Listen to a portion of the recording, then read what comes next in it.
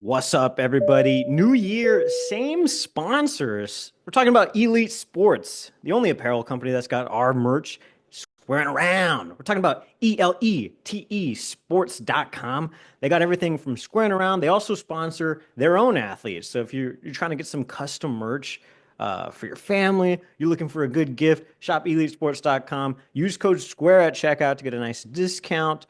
Tell them the Square Boy sent you. What's up, man? Should you stop our collection too if you're trying to get like a squaring around hoodie, jacket, sweater, hat. We got all that. EliteSports.com. Use code SQUARE.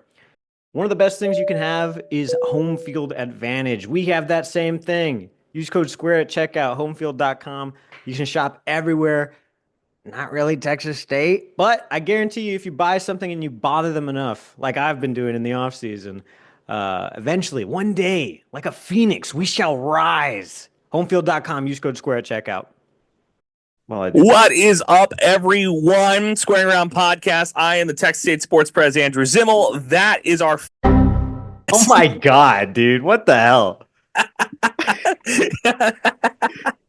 Oh my God. That was pretty good. Good when you're on your phone. I don't want you looking at your phone when I'm doing the intro.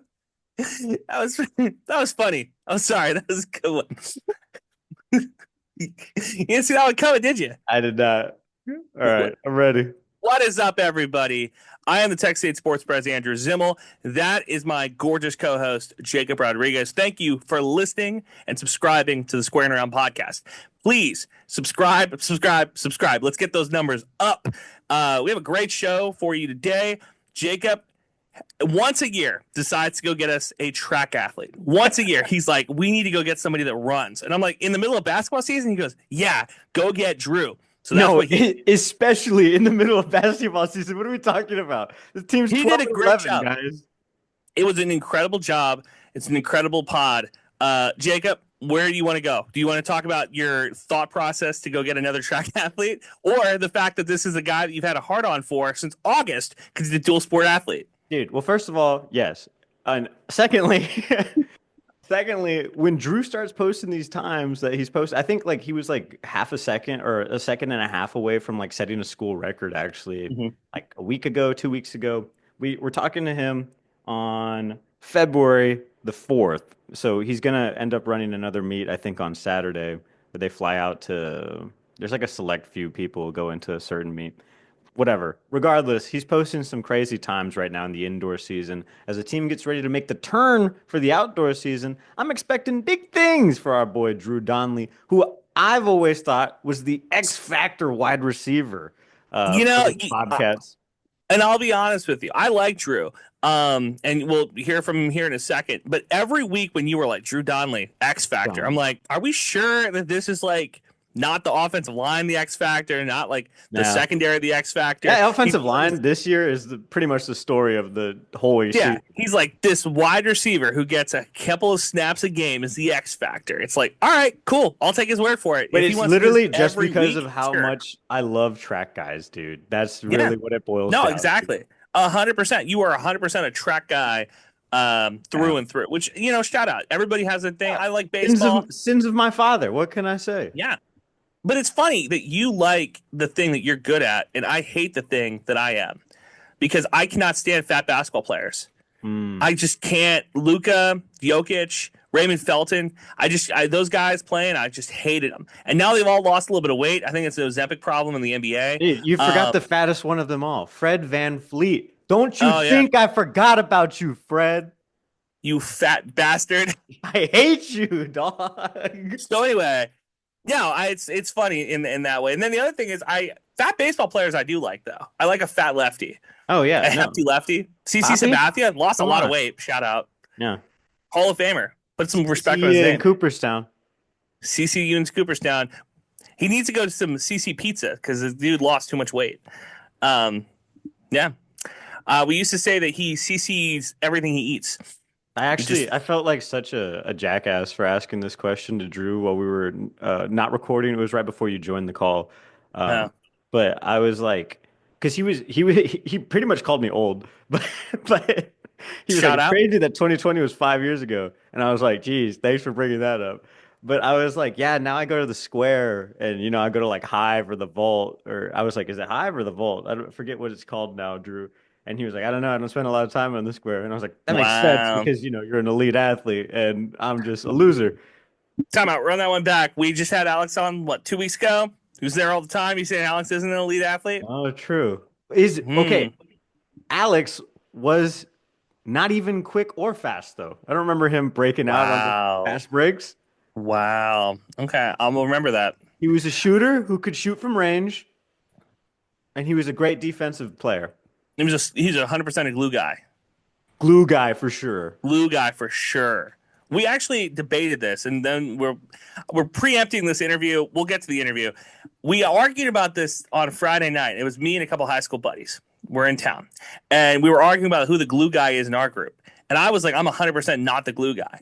I am 1,000% not the glue guy. You guys don't invite me to anything. I don't invite you guys to anything. Like, I am a fringe guy at the best. And they were trying to make me feel better, but they don't get the Ryan Russillo glue guy, core guy thing. So they didn't get it. Can you be a glue guy and also a core guy? 100%. Oh, okay. I would argue that the glue guy is the most core guy. Hmm. You know? Yeah. Coming up, So, we're talking to a Drew guy. ah. Enjoy the interview. Here's Drew Donley. Tired of winning the tailgate but losing the games? We can't help that. But we can tell you what the hell is up with each team and what's going on across sunny San Marcos. Texas State fans, get on your feet. You're listening to Squarin' Around with Jacob Rodriguez and Andrew Zimmel.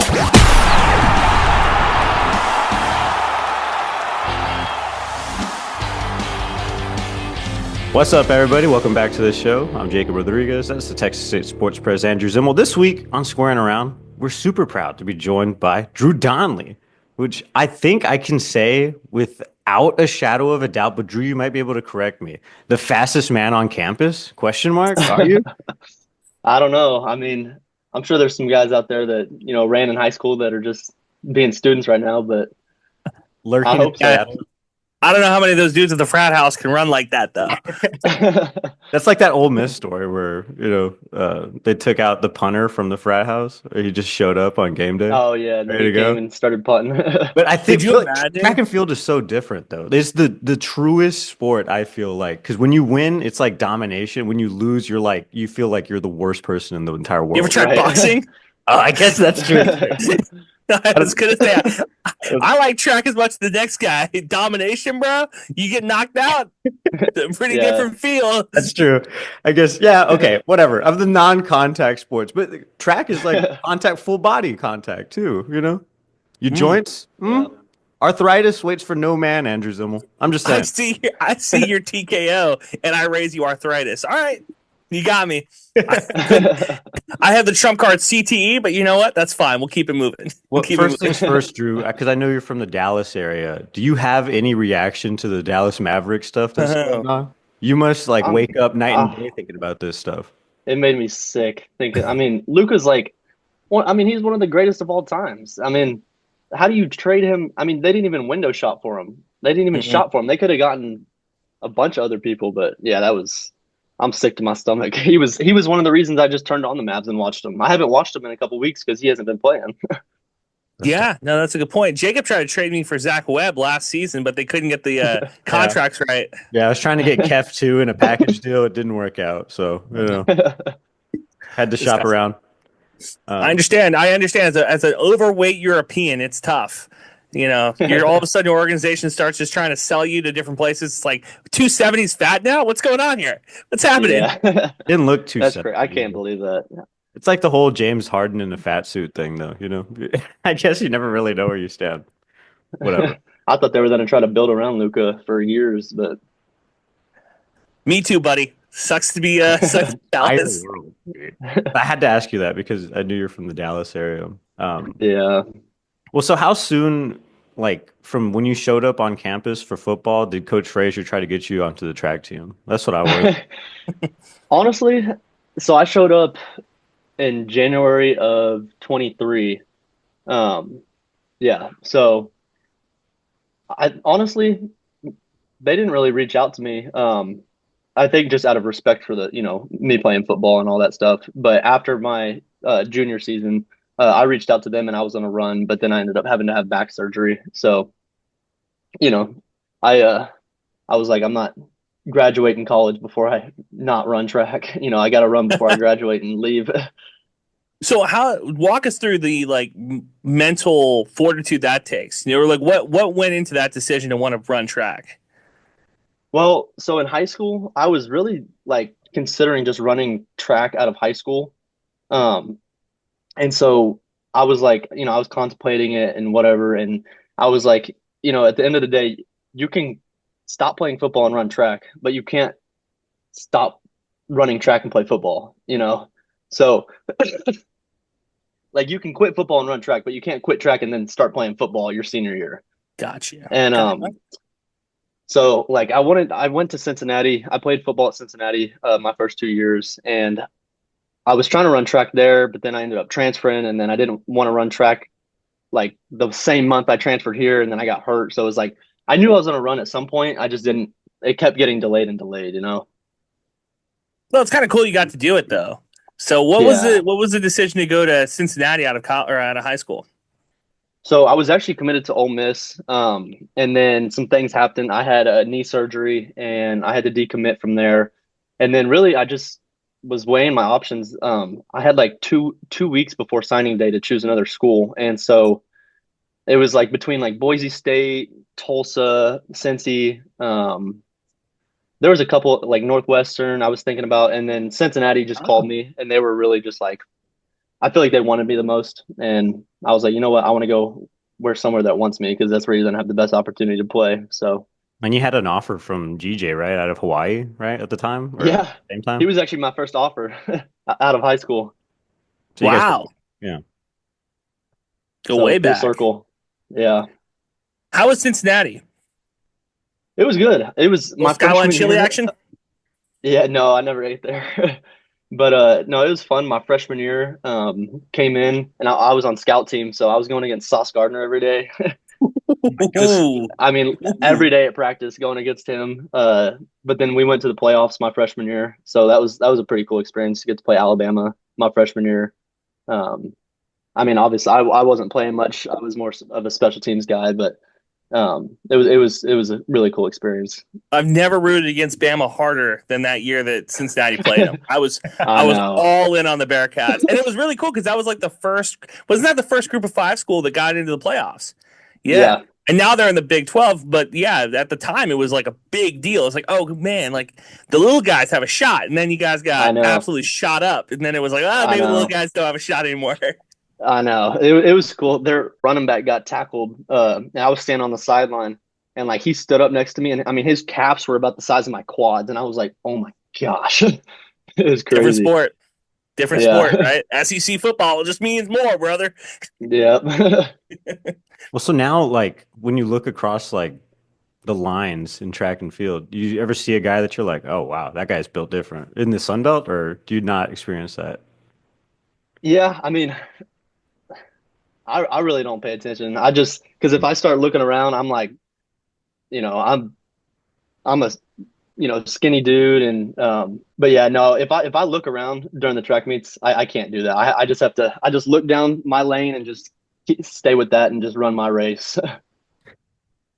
So Charles Austin, we had him on clearly in Olympia, but he's insane. He's a psychopath when it comes to like competitiveness.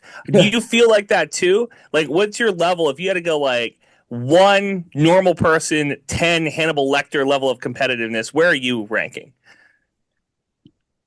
I'd be like 9 or 10. Like I can't stand to lose. Like even in practice, like when we're doing conditioning and it's just we're supposed to go 75%, like I want to finish first every time. Even if it's just in like practice conditioning. Now, would you beat waking up above ahead of the alarm clock to beat your wife to make the bed? You gotta add more of a, Oh man, I haven't thought that far. you gotta like Okay. change the phrasing of that question because when he asked that question to Charles Austin, he was like, "So you wake up every day and beat your wife to make the bed. And I was like, what are you talking about, bro? Stop doing that. It was That's terrible. funny. So every time he Crazy. says that now, I'm like, you gotta change that phrase. You gotta like take the garbage out or something. I don't know. I was thinking actually, Drew, like you're probably like, you're gonna go to class after you get done with this interview and stuff. Like if you forget your keys or you forget something in your apartment, you like run. Like how fast do you think you can run sometimes? Do you think that ever saves you in like situations like that? Yeah, I got an electric scooter that's actually faster than me. So if I am late, I can just ride that, set off the sweat. I would not expect that actually. Like if I saw you around campus, I'd be like, "Is that Drew Donley on an electric scooter?" No, it couldn't be. Who rides an electric scooter? That's funny. Yeah. No, it gets me around a little bit faster and I don't have to sweat. That's true. Learning like Lance Armstrong juiced. That's what this is. What do you mean he uses an electric scooter? So track and field's obviously been like a huge part of your life, right? And like, I guess like, because of that reason, like you were always like my X Factor player, like as a wide receiver. I was like, if we just get this guy the ball in his hands, nobody can touch him on the field, really. I know. Like I look back at that Baylor game because I think you had like one drop there. I was like, if he caught that, he was gone. You know? Oh yeah. Yeah. It was like in the first quarter. That was like my first start ever. I was super nerved up, but yeah. I think everybody was too. I was nervous in the press box. And I was also having an allergic reaction because McLean Stadium, the press box windows go up. And so they put it up, and I was like, I'm just done. That's funny. Huh? Yeah, dude. It was like What are you allergic to? I don't know. The outside, everything, particles of dirt in the air. You name it, buddy. No, I don't think you're just allergic to Waco. I get it. Waco, I'm allergic yeah. to Waco too. The entire city of Waco, maybe. The silos, they took them down. Now where do you go? What's the difference between track speed and football speed? That's always a cliche question to ask people. Yeah. I feel like football speed is like how quick you can get out of your brakes, you know? Like my track speed, like I hit full speed at like 65 to 75 meters. And like in football, you can't really do that unless you're like you have the ball and you're breaking away, you know what I mean? So like they're extremely different in the fact that like someone with a lot of football speed can like juke real quick and then take off, you know, and then track speed is more just like, okay, I hit top speed at 60 meters and I'm boom, you know? So it's like sometimes track speed is not irrelevant to football, but it's like football speed is obviously more important to football because, you know, it's more useful, you know, getting out of breaks and, you know, making people miss and stuff like that. And which I was never good at doing that, you know, It's a difference between I can't juke. It's a difference between being like fast and quick, right? Like people always talk about. Right. Yeah. Like, those are Well, two and straight line speed too. You know? Right. Yeah. And that's why the combine never makes sense to me that we do those 40-yard dashes. Because it's like, all right, cool. He runs in a straight line. At the same time, he's at no point in his career will he have 40 yards of just straight line running with no pads on. Like, what are we doing here? Right. But True. our guy Drew Donley hit the 60 meter, right? Is that the 60 meter? It's the indoor like thing, right? Yeah. What was that? Like a 60 meters. 6.75? That's your time for it? 6.77. 6.77. Oh, get it right, Jake. That was my bet. Dude. My bet. I'll take 6.75. That's crazy. But I thought because you guys recently ran where in New Mexico or was it Albuquerque? Yeah, so we ran in New Mexico this past weekend. But then I guess they pushed back like your time by like a second and a half because of the altitude and stuff. I've never understood stuff like that. Like I've understood like wind adjustments and stuff like that, but I've never understood the altitude stuff. So I didn't understand it either, but I was asking my coach. So I guess it's like for world athletics, like if you're, and don't quote me on this, but I think like if you're trying to qualify for the Olympics, they adjust like for my 200, they added 0.07. And then for my 60, I think they added 0.03. And I guess it's just the air's thinner at altitude, so you run faster. I don't know. So I guess that makes sense. Well, like everybody's sucking in the same air, right? Like I don't know. Yeah. Yeah, but hold on. Run that one back. Sucking in the same air. The altitude difference, it literally is less air. I don't know. I think the whole beat your wife to making the bed thing is much worse than what I said just now. Well, I have to find ways to stay competitive and keep pushing myself, you know? What's the last thing you won? The last thing, what do you mean? Like well, in anything. In Could life, it be yeah. could be tic-tac-toe, could be, you beat your wife up to make the bed. What that's what he said. I'm quoting him. You're right. You're right. Fair. God forbid a man beats his wife to make the bed. That's crazy. That was crazy. Imagine saying that in an interview with Charles Austin. Who, by the way, That's what he said. it took me 3 months to get that interview landed, like right here, like we're doing right now. My crowning achievement on this podcast so far. Yeah, that's pretty cool. Have you ever met anybody like that? Like super intense? Like, I mean, your dad obviously probably is a pretty intense guy, I'd imagine. Yeah, my dad's pretty intense. And just a lot of my dad's old teammates. I mean, all those guys that played in the NFL back in the 80s and 90s are Yeah, I would say so. Yeah, probably. just Different breed. super serious. Yeah. I mean, I asked Charles, and I'll ask you, can you turn it off? Because that's something that I think would be like, it's one of those great superpowers to have, but like, I think it would get annoying quick not to be able to like turn off the ultra competitiveness. Yeah, I'm able to turn it off. I mean, now if we're doing anything like competitive, like even outside of track, like me and my roommates or shooting hoops out on the in the backyard, boom, it's right back on. But like if I'm sitting here doing my homework, I can But, kind of like, just chill and Now, hold on. Let's set the situation up. You're doing your homework. Your tutor is across from you, like helping you do the same type of math problem. You trying to beat them to get the problem solved quicker. oh, if I can beat her, if I can beat my tutor to the answer, There you go. Yeah. There you The go. answer. There you go. You always got to add the clarifying thing on this podcast. That's There funny. you go. I love that though. That's great. And this is the difference between actual athletes and guys who play 2K is that we don't have that. Like we don't like. Am I competitive with Jake? Sure. Like, do I want to like beat Jake in something? Sure. Whatever. But if Andrew he beat- doesn't pick up the sticks in anything. Let's be honest. But it doesn't really like, it'll affect me for like maybe half a second. Then I'm like, all right, whatever. We're on to the next thing.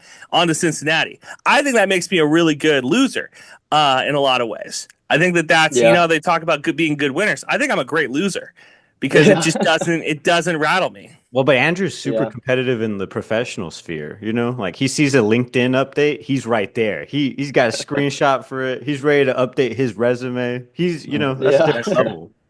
I don't know. that's good sometimes in the business world. All those, super rich, business owners they're all competitive. That is true. And I find that, and it's a different type. You talk about turning it off. Those guys don't turn it off and they're just competing in like a different thing. That's why when professional athletes lose all their money, I do find it not like funny. I do find it ironic because it's like you were so competitive in like your sport. Then you got into the different world of like, let's say finance. It's like you were the best defensive end of like the late 80s. But guess what? You're a hedge fund manager, It's like, all right, great. But it's good because that means like some people are gifted in one thing. Like Michael Jordan can dunk the basketball at age 60. Great. I don't think he can play violin.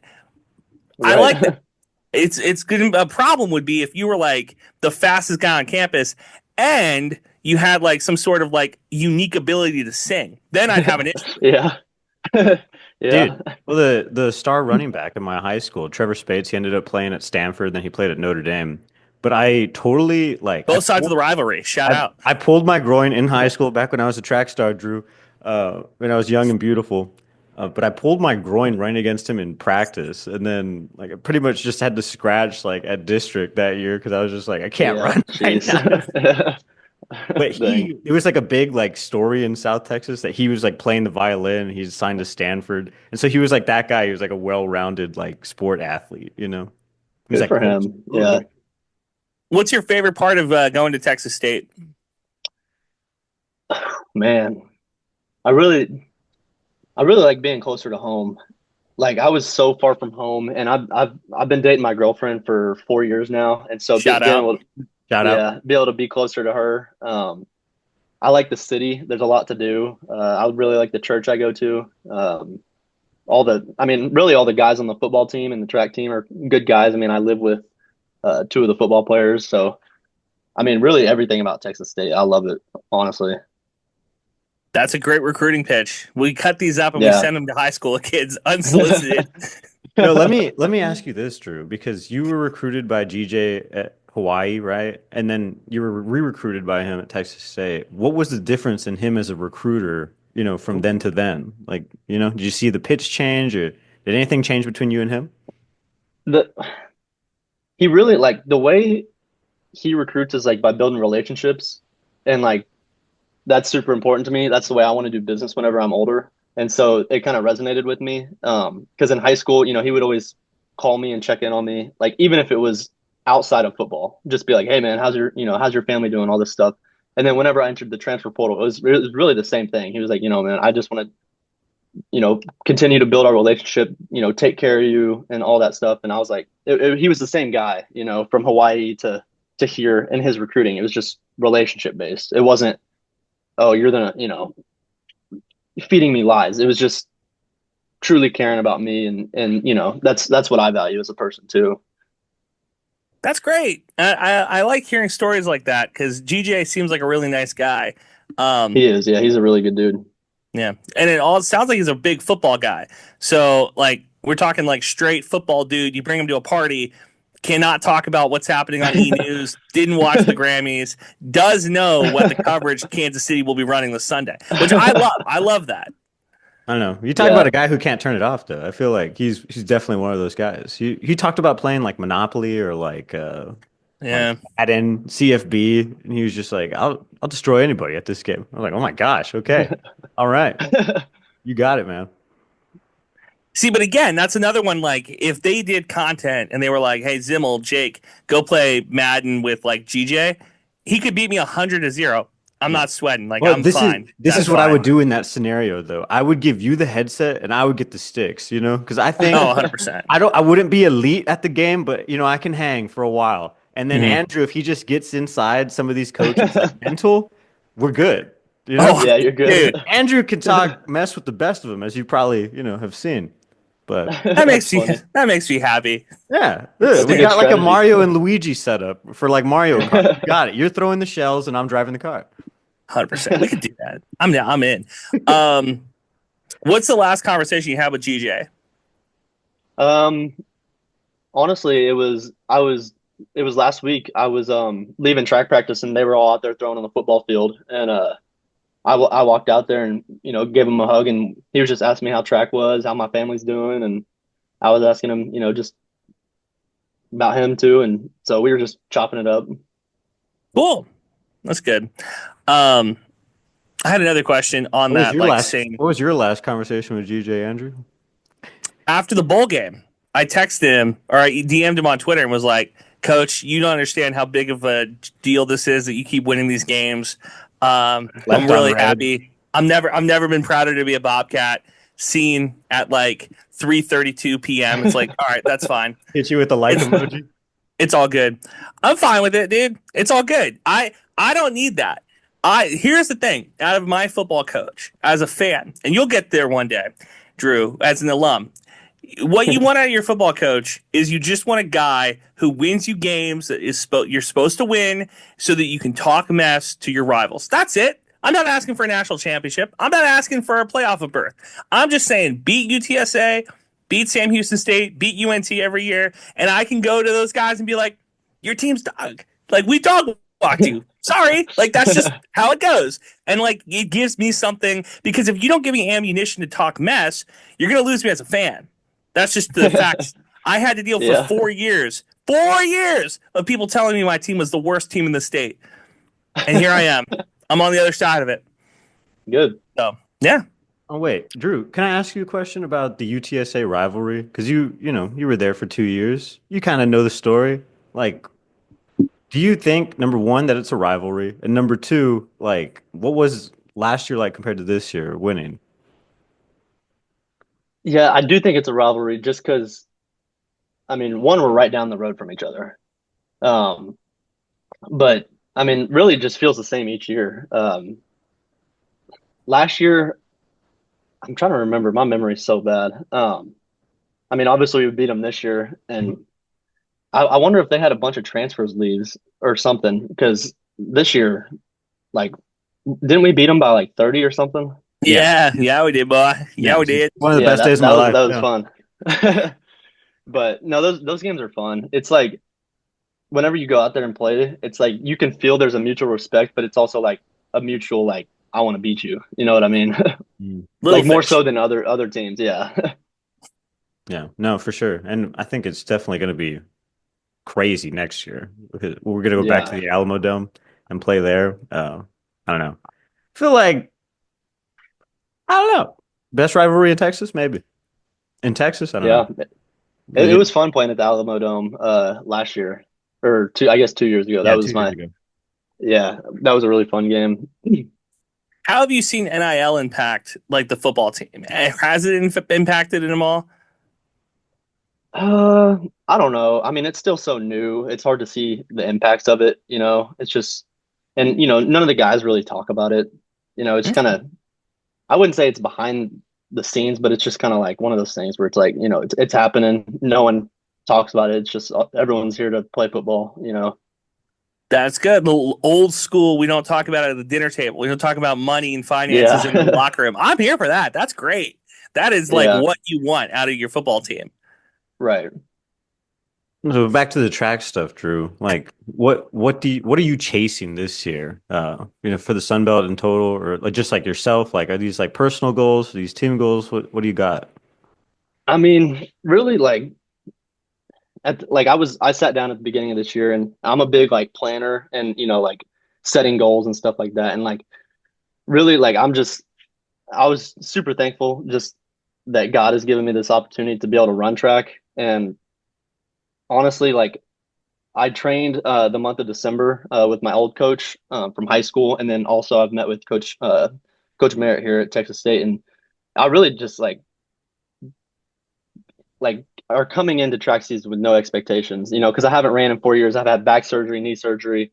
My wrist is messed up from playing football. My whole body's messed up from playing football. So it's like my thing is like I'm just waking up every day, putting my head down, you know, grinding, glorifying God, and just kind of seeing what happens. And I feel like I have no pressure. It's like this is my last semester of college, and whatever happens is what happens. And so obviously my goal is to win the Sun Belt in the 100 and 200, and I would love to make it to nationals, the national championship in Oregon in June. But I feel like if I start focusing too much on that, it's like I'm gonna start stressing myself out. So I just try to wake up and be like, all right, today I have 200-meter repeats. I'm gonna go run them as fast as I can and see what happens on the weekends. Nice. Cool. I don't know You if you excited guys. to walk the stage? Yeah, I don't know if I'll be able to though, because we have the conference championship track meet the same weekend as graduation. Ooh, sounds like a Disney movie. Yeah, so if I make the conference championships, I won't be able to walk the stage. But Hey, man, it's a good problem to have. It's a yeah, great I problem. know. That's Yeah, the baseball team always does their own like graduation at the ballpark because their tournament is always like around the same time. I think too. The softball team, the same that's deal. pretty cool. Yeah. Yeah. Huh. But I don't know if you saw like for the Eagles win over the Commanders, AJ Brown was reading a book. It's this book, Inner Excellence. I just bought it. But he talks about like running or like not I guess in your case running, but like playing free, like that feeling of just Yeah. being able to like tap into um like that feeling you got as a kid, like playing or running or free. Right. Like Right. that's the thing that like athletes or professionals like lose in kind of like the build up. Yeah. But like that's one of the most important things like to tap into. Yeah. Like if I stress myself out, I'm gonna like, okay, for outdoor track season, I need to run a 10-1. I'm gonna be staying up at night thinking about all this stuff. And it's like at the end of the day, like my track results don't define me. It's like I'm still gonna get married, have kids. Like my relationship with God is the most important thing to me. So it's like these track times really don't define me. And so I can just go out there and just work as hard as I can throughout the week, and then on the weekend go out there and do what God's given me the ability to do and see what happens. That's great, man. That's really great. These podcast downloads do define me, so please subscribe. What's your advice for like an ultra competitive person like Andrew to let go of some like things like data stuff like that, like things that don't really matter? What would you tell her that? Well, I think competition's a good thing, but it's the competition on the journey is a good thing, but the end result is the end result. Yeah, the last TikTok I posted did not get the results I was looking for, so we got to get back into the content kitchen, go in the Yeah. content mines. It's just tough. It's just tough to Yeah. try to become to viral star, especially the way I look. It's just I either need to go get Botox and like a Bowflex maybe, or I don't know what to do. Maybe go to Turkey, get a hair transplant, come back looking like holy baby. Drew, at what point on your athletic journey do you think you started talking a little bit like a coach? Because you hit me with a great coachism right now, and I was like, Yeah. when did he learn that? Like, how many years did that take? Honestly, just through college, just like spending so much time. I mean, because like high school football and high school sports is fun, but like once you get to college, especially college football, it's like your job. And like the month of August, like we meet, it feels like 6 hours a day. And so, I'm just like getting all these coaching sayings in my head nonstop. You're And some either of them the hammer or the anvil. That's You're right. either- That's so funny. What's your favorite coachism? Have you ever heard something that really just sticks to you that you found yourself repeating, or even from your dad, I guess, because you've heard so many of these, I'm sure. Yeah. Really just, I'm trying to think. Coach Morris, our wide receiver coach this past year, he had a bunch of just good sayings. And it was kind of literally just like what I just said. Like, Coach Morris's thing was like, he wants to add more value to our life than just being a football player and stuff like that. And he always told us, he was like, when you leave me, if the only thing that you did was become a better football player, then I failed you. And there's so many sayings, and I try to write them down in my football journal. It's up at the facility, just of like things, like little things that he said, but I would have to get my journal and read some of them because they're funny and they're good. I had to listen to all of Sarkisian's press conferences this season for my job.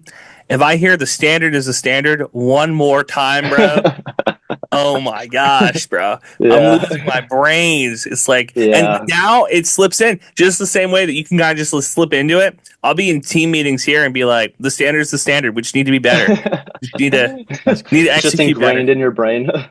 Yeah, no, it is. It's like burned. And then the other one was no Yeah. gas or all gas, no brakes. I was like, we just got to hit every day. No gas, all gas, no brakes. And it's like, All gas, no brakes. it's like, dude, this is a 7-Eleven. Like, funny. what are you talking about? Yeah, like you talking that way in like what I imagine is like a conference room on like the second or third floor of your building. I'm just like, Mhm. what are you talking about?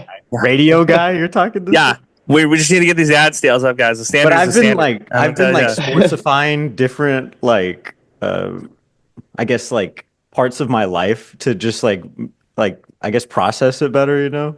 Like our friend Sonia asked me like how I was doing like relationship wise, and I was like, commitment is kind of murky waters right now. We're looking for a long term or short term deal. We want to find the right deal. I legitimately told a girl one time on to Cincinnati. I'm not even kidding. I'm not even kidding. I hope she unmatched you right then and there. It's like, this isn't working. I'm like, on to Cincinnati, unmatched. I was like, all right. Hey, man, that's just the game we play. It's a Yep. game of life. Well, Drew, it's been great catching up with you. Do you have anything to say to the Bobcat faithful, either about your track stuff or about the football stuff that you've accomplished thus far? Two-time first Responder Bowl champion, Drew Donley. Yeah, I mean, it's gonna be. I think there's a lot of good things for Texas State coming in the next however many years. Coach Kenny signed, the new extension, and the track team got the new sprint coach is actually a world record holder, and he won the Olympics in 2012. So I know, and he's a world record holder in 110-meter hurdles. So there's a lot of good people and good things coming to Texas State. So it'll be fun and exciting to watch, especially as an alum. Here whenever I become an alum in the next year. Shout out, man. It's a ton of fun being an alum. You get emails all the time asking for money. Yeah, I'm sure of it. The track team is never the team I like worry about in the near future. Those guys are just complete domination. My dad talks about like back in the day, like all these insane athletes, and he would always talk about like the two-sport athletes, like when the football players would like start showing up for sprints. He's like, those guys are just different. So I can only imagine now, like those guys are like on the track team right now. Some of the fastest guys like in Texas. Like it's insane. Yeah. Yeah. Shout out. We appreciate it. Have fun at class, man. Yeah, Be I safe on your appreciate you guys. scooter. Yeah, I know. I'm gonna scooter on over to class about 10 minutes. Shout out Drew for coming on the pod. Appreciate you stopping by the Square. Yeah, man. I like that he talks and coaches talk the same way that you and I kind of just slip into the coach speak sometimes. And because I mean, like, the only people who get it, I think, there's three groups. The coaches who every year get together and figure out what cliches we're all going to use at the same time. Well, and is The that like a players. symptom of like the conferences over the summer, you think? Like, Yeah, because 100%. before they talk to their 1000%. teams, they all talk to all the best coaches in the world. 1,000%. 1,000%. Then the players who have to hear the coach talk from like mid-July to the end of the year. And then us who have to hear from the players and the coaches and hear the same coach speak every press conference. So there's three groups that get it. And I'm glad that all three of us are all on the same, like making the same joke. We're all spinning on the same axis right now. Yes, 100%. Let me tell Which you is about great. coach speak, buddy, because I went to go see the Texas State basketball team. Yes. Which means I also got to hear some more of Coach Johnson's greatest coaching isms on the planet. Real quick on the basketball team, I wasn't really going to go to this game, like at all. Like I was like, whatever, it doesn't matter. Because I thought we were going to lose. Then some guy on the internet told me we were not going to win or we were not going to lose because we were wearing the Southwest Texas State University unis. So I showed up to the game knowing we would probably lose against one of the best teams. Arkansas State. Yeah.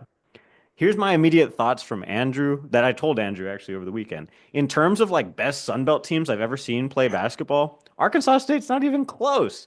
But what they are good at is they play together, and that's what's most important. If they make mistakes, like the entire first half for them as a team, they come back really strong in the second half, and winners find a way to win. We didn't do that at all. I actually made like an anti-highlight reel pretty much for us with Coach Johnson's greatest coaching isms at the front and the back half of that. And you can kind of see the vibes are off right now for the basketball team, but it's February at least, you know? Well, it's February at least, and this is when you're supposed to be playing your best basketball. Yeah. So there's a problem. They got 8 regular season games left ahead of the tournament.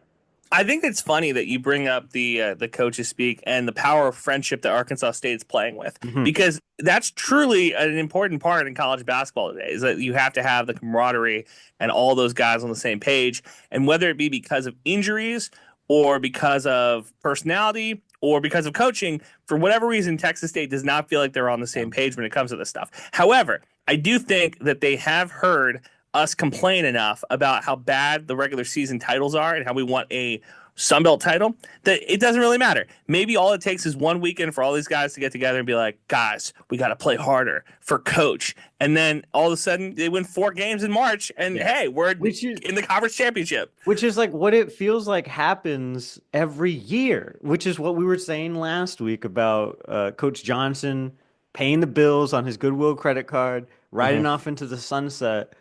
But then like we have like a recruiting class that's, I wouldn't say subpar, but undersized for sure.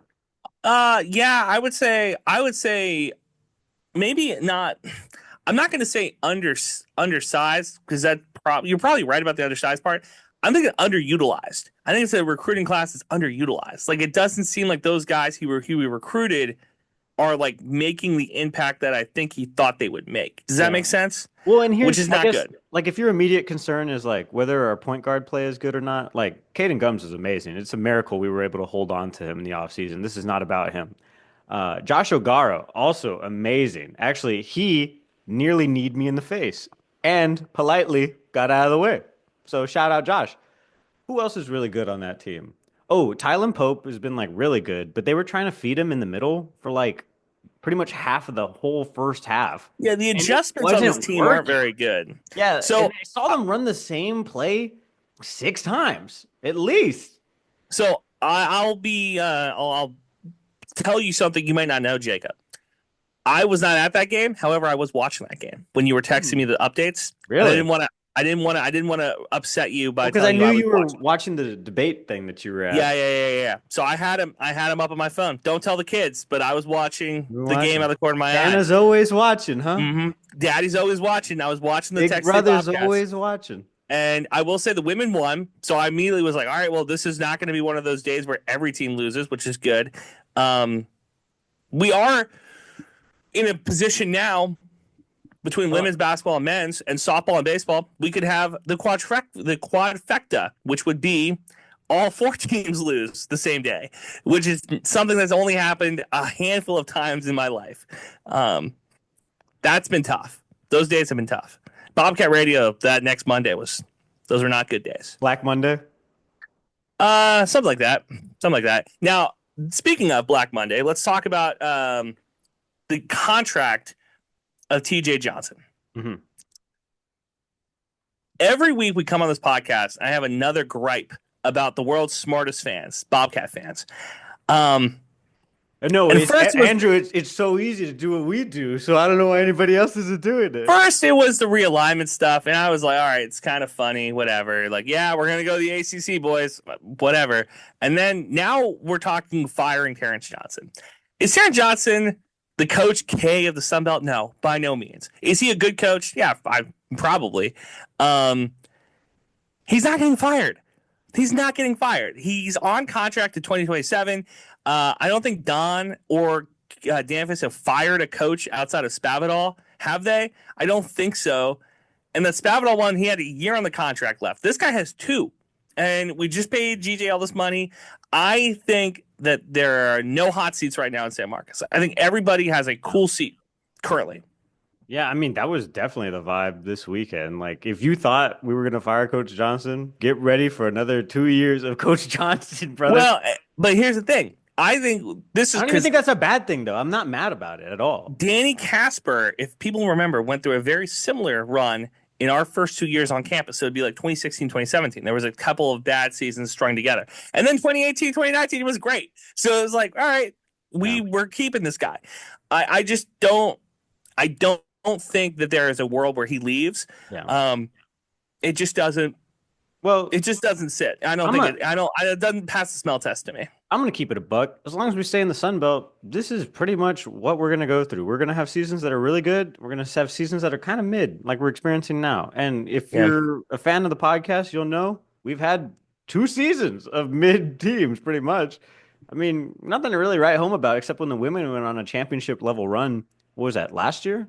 The year before? Yeah, out of nowhere, kind of. Pretty much out of the blue. So, but this year's team, growing pains. And that's why I'm not that upset about the women's team. Because the women's team I knew was going to take a step back. I knew that they had new pieces. As a core, they're like pretty young too. Yeah. So I had enough feeling that we weren't gonna freak out. I will say this though.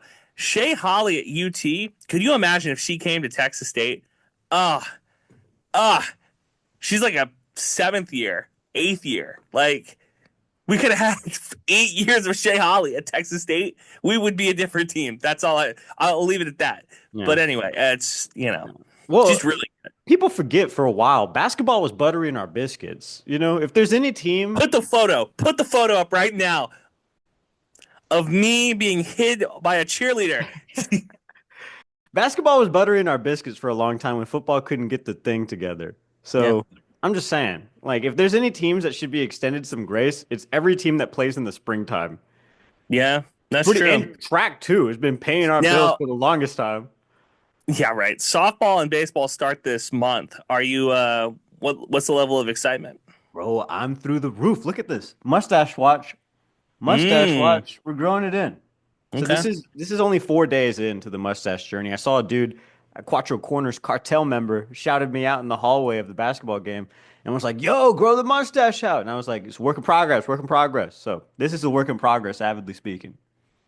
That's good. Glad you're doing that. Yeah, dude, I'm stoked though, because I think softball's is reloaded and ready. A lot of young pieces, but a lot of returning talent also. Yeah, I'm excited. It's gonna be good. And this year, Craven, when we go to the spring game, we have a timer. We're going to that softball game. We're not missing that softball game. We're not gonna ditch Coach Woodard again. We're not fixing the Big 12 2 years in a row. Craven, you can come to the softball game with us. Oh, also, I was checking out the baseball roster. Pretty much everybody on the team is a freaking pitcher. It's crazy. So what's up with Pena? Dude, I don't know. I DM'd him on Twitter, and he hasn't hit me back. I said, Are you #back? From the Squarin around, so it's official. University communications. Yeah, exactly. So he was in Eugene. He was in Oregon. and then he was back in San Marcos, and we're sure he's back in San Marcos and not like on a date or like talking to a girl. He's back in San Marcos for good. I'm not sure if he's back for good. I had conversations with some people on the sidelines about it. Don't know one way, don't know the other. I did see Steve Trout a couple hours before the leadoff dinner, and I was like, "Yo, Trouty," and we looked at each other, and it looked like there was something in his eyes that he wanted to tell me but couldn't tell me in the moment. So I don't know. Yeah. All right. Well, next week maybe we'll have an update for you. Is that me blowing smoke? Probably, but you know.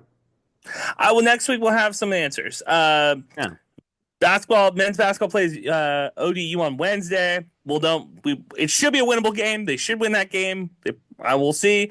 And then I don't know what they're doing Saturday. So, dude, maybe if this team goes on a run, I can claim some success for that video I edited of the team. Well, kind of the same way that when I was talking crazy to Nigel, like that was the thing that sparked them was like, hey, that fat white kid talking crazy. Yo, let's be honest. Was this team ever good in like January? No. No. They never got their stuff together early. And we're talking about the great teams. Trey Lorenz, Nottingham. Oh, I ran into our boy Marlon Davis, who's now a coach at Austin High. What did he have to say? I was just talking to him, chopping it up. He recognized me too. So you think we don't cover basketball, bro? We've been covering basketball for the longest time. I love this. You don't think we know ball? We know ball. We know ball, bro. We know Bobcat. Basketball. There we go. I don't know. Yeah. I still have a glimmer of hope, mostly taken into the fact that Coach Johnson can win a tournament. If he has the right pieces, if people are healthy at the right times, if things go the right way, if everything is going at 100%, yes, this team can be successful. Mm-hmm. Things are not going at 100% right now. We know who is Drew, Andrew, and Jacob. We're all going 100%. Facts. Speed demons. Oh, dude, Coach Johnson-isms. I asked him, I was like, yo, you had a lot of guys come back, right? Because it was a big alumni weekend. You had a lot of guys come back. You know, what do you want this team right now to take away from some of those like alumni? And he proceeded to tell me a Kobe Bryant story. Yeah, a number of guys have stopped by, and talked to our guys throughout the course of this weekend. And I think the biggest thing that they, shared with our guys is for them to take advantage of the opportunity. Kobe Bryant has a quote. He said, "The biggest mistake in life is the belief that we have time." I think one of the hardest things to do is to tell an 18 to 26-year-old that they don't have much time. They've been told that this is the prime years of their life. You got all the time in the world to make decisions to do this and that and the third. And for this group, they're no different. So I agree with Kobe. He passed away before he was 40 years old. And everybody thought that he was doing too much. He did so much to where he didn't even want to be in traffic. He couldn't wait to get to the gym. I can't sit in traffic for 2 hours. That's an hour and 30 minutes that I could be working.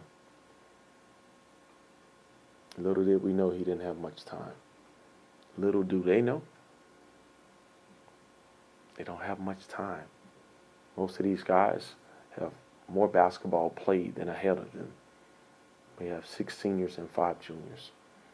They don't have much time to figure it out. We got less than 10 guaranteed games in the season. They don't have a lot of time to figure it out. So the model for this year is now no opportunities wasted. And we haven't gotten to that point yet to where we're done wasting opportunities. So the coaches, Jacob, let me tell you about Kobe Bryant. Dude, and you guys will remember on our show when we had him on, I was like, Coach, what do you think of NIL and the transfer portal? And he was like, Jacob, let me tell you about when I had a job at Wendy's. I just think it's hilarious that he talks like this. No, exactly. Shout out. I'm here for it. I'm with it. I believe it. Every time I think I've like mastered it, like being shocked by what he's saying, he says something else, and I'm like, oh my God, he has like a doctorate in sportsisms. Jacob, what do you know about G-Unit? This team is essentially the 50 Cent of the Sun Belt. We've been shot 9 times, and we're not going back. We're fine. Jacob, let me tell you about Tony Yayo and a man named Caden Gums. Jacob, let me tell you about Eminem and Benson, because that's what he looked like. That photo looked like he was Eminem in D12. Oh, like, by what's the going on way, here? something I'm sick of, dude. When we lose, we don't get to talk to players. What the F is that? Duh. Still? You know what you need to do? We're not even in football season. Those guys No. can't handle it. You're telling me Bobcat basketball can't do it? No. Let me tell you, here's what you need to do. You So need to lame. schedule interviews, solo interviews with players, knowing that they're going to lose. And then there it is. You know what I mean? Hey, Monday we're talking. I'm just Cool. saying 2 weeks ago I asked for the same thing. I wanted baseball. You know who we got for baseball, and basketball. Dylan Pena. You know who I asked for basketball. Yeah. I only got a response from baseball, and it's the same dude who's responsible for those teams. Hey, buddy. I don't tell you. Saying. I don't know what to tell you, but you got us in your corner, baby. You do. Look, we're here. I said this team needs to earn back my goodwill takes. I feel like that's fair. Win a game, and I'll root for you still. Yeah. Until then, though, I think Arkansas is going to take it right now. Yeah, I agree. Arkansas State. They play with the power Arkansas. of friendship. They do. They play with the power play of with the friendship. power of friendship, and they got a guy. His name's Pinion. I think it's Eric or Joey or something like that. Pinion. But the funniest thing I've ever heard a cheerleader say, it was a male cheerleader with a megaphone. Of And course. He goes, "I have an opinion." It was cracking me up. We need to boo more people in public. I've been booed in public. I need them to be booed in public. I tried to start a tech.